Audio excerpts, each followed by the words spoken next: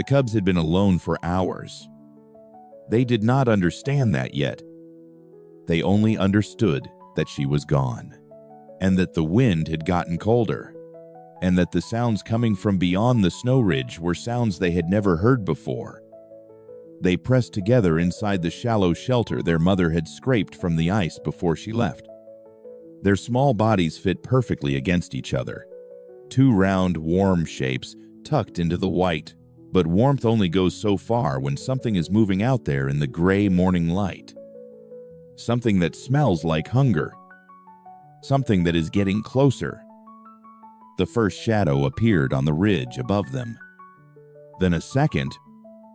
Then 3 more. The cubs went still.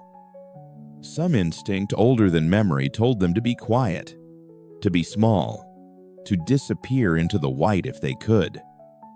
But they could not disappear. They were too young and too visible and too alone, and the shadows were already spreading out in a wide arc the way wolves do when they have already decided something is theirs. Here is what you need to know about how this moment came to exist. She had left before dawn, not because she wanted to, because she had no choice. Her 2 cubs had been crying since before first light. Small, insistent sounds that pressed against something deep inside her chest and would not let her rest. They needed food, and food meant leaving them behind. Because cubs this young cannot make the journey across open ice. She touched each one with her nose before she went, held the contact for a moment longer than was strictly necessary, then turned and walked out into the pale Arctic morning without looking back. Looking back would not help either of them. The seal holes were further than she had hoped. The ice had shifted overnight, and familiar routes had changed. She moved carefully, testing each step, reading the surface the way polar bears learn to over years of navigating terrain that looks solid and is not always. The wind kept changing direction, scattering scent, making every approach harder. She found a promising hole and went still and began to wait. Waiting is its own kind of cost in the Arctic.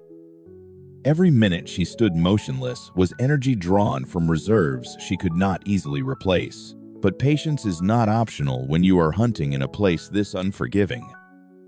It is often the only thing that works. She had been at that hole for nearly 2 hours, completely still, completely focused, when something reached her on the shifting wind. It was faint. A thread of scent carried from a long distance, easy to miss if you were not already tuned to it. But she was always tuned to it. She had been tuned to it since the day her cubs were born.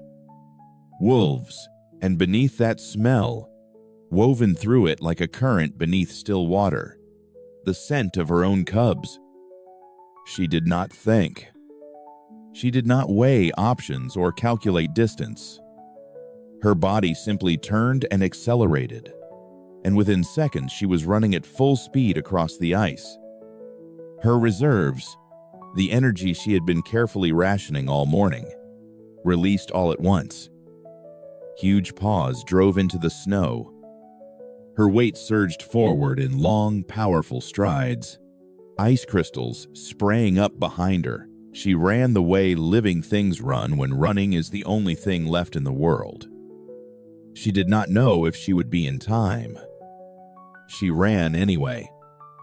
Back at the shelter, the wolves had finished their assessment. There were 6 of them. They had circled the area twice, checking for any adult bear, finding none. The cubs were backed into the far wall of the snow hollow now, pressed so tightly together they looked like a single animal. The lead wolf stood at the entrance. He was large and patient, and he had done this kind of thing before. He lowered his head, shifted his weight forward onto his front paws, and the cubs made a sound so small and frightened it barely carried past the walls of the hollow. Then the ridge exploded. She came over the top so fast, she was almost airborne on the downslope, her roar hitting the open air before she even crested the ridge. enormous and continuous, and filled with something beyond aggression. It was the sound of something that has already decided there is no outcome here except one. The wolves scattered in every direction. Most of them needed only a single look to understand that the calculation had changed completely. But the largest one held his ground. He was the kind of wolf who had learned over a hard life that most threats are smaller than they appear. He planted his feet and watched her come, and when she was close enough, he lunged forward. Sharp and sudden, a test designed to make her flinch. She did not flinch. Her paw came around in a wide, fast arc and connected with a force that sent him skidding sideways across the snow. He scrambled upright and looked at her from a distance, and whatever he saw in that look settled the question for him permanently.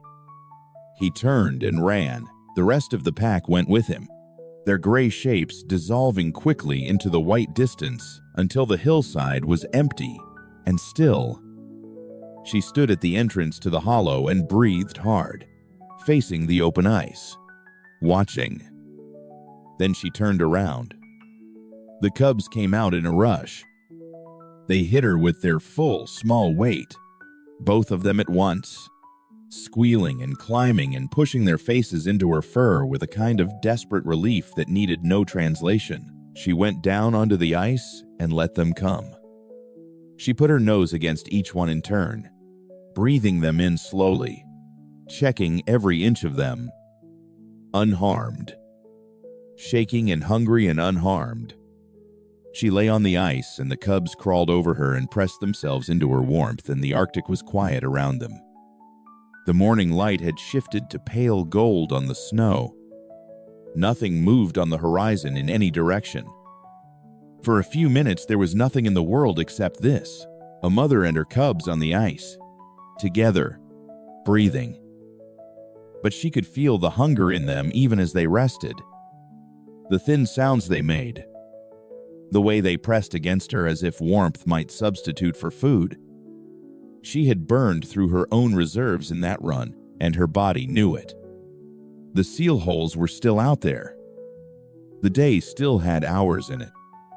She rose slowly.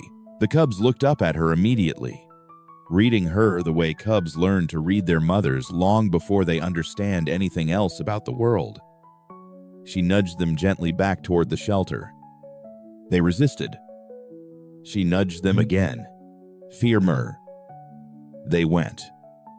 She stood for a moment at the edge of the hollow and looked at them. They looked back at her, their dark eyes steady, their small faces holding an expression that was not quite trust and not quite understanding, but something older than both. Then she turned and walked back out onto the ice. She would hunt again. She would come back again. She would keep making that same journey, out and back, for as long as her body allowed it. That is what it means to be a mother in a place that does not forgive weakness. Not a single act of courage, but the same act repeated across every day of a hard season, quiet and relentless and without any audience at all. What this story captures is not just remarkable animal behavior. It reflects real and growing pressure that polar bear mothers face across the Arctic today. As sea ice shrinks, hunting ranges grow longer. Mothers must travel further from their cubs to find food. The gap between a mother and her young is increasing in distance and in time. And the risks that fill that gap are increasing with it. Current estimates place the global polar bear population at between 20,000 and 25,000 individuals. The IUCN lists the species as vulnerable. Projections based on current warming rates suggest that 2/3 of the world's polar bears could be lost by mid-century if present trends continue. Every story like this one is a reminder of what is at stake. Not as a statistic. As a mother running across the ice toward her cubs with everything she has left. If this story stayed with you, please like and subscribe. New wildlife stories are released every week. Share this one with someone who needs to see it.